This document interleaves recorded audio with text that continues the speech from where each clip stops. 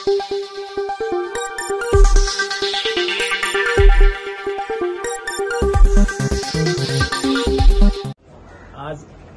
मनुस्मृतीचा पाठ्यपुस्तकामध्ये समावेश होत असल्याचा निषेध म्हणून डॉक्टर बाबासाहेब आंबेडकरांच्या विचारातून प्रेरणा घेऊन आणि 25 डिसेंबर 1927ला त्यांनी स्वतः मनुस्मृतीचे दहन केलं होतं आणि तेव्हा त्यांनी सांगितलं होतं की मनु हा विषमतेचा जन्मदाता आहे, चातुर्वर्ण्याचा जन्मदाता आहे, स्त्री द्वेषाचा जन्मदाता आहे आणि अशा मनुचा शालेय पुस्तकामध्ये समावेश होणार हे आम्हाला मान्य नाही.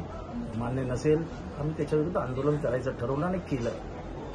ते करत असताना अनावधानाने आमच्याकडनं मनुस्मृतीचं पोस्टर फाडलं जात असताना त्यात बाबासाहेब आंबेडकरांचाही फोटो फाडला गेल्याचं दिसतं आहे.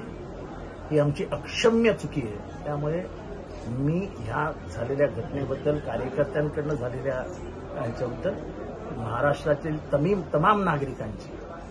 तमाम नागरिकांची ऋण होऊन नतमस्तक होऊन माफी मागतो, क्षमा मागतो आणि हेही सांगतो की हे प्रकरण माझ्या हृदयाला इतकं लागलं नाही तर मी माझ्या आयुष्यात एकदा भूमिका घेतली की कधीही माफी मागितलेली नाही. ज्या अर्थी मी माफी मागतो आहे त्या अर्थी ते मी मनापासून बोलतोय.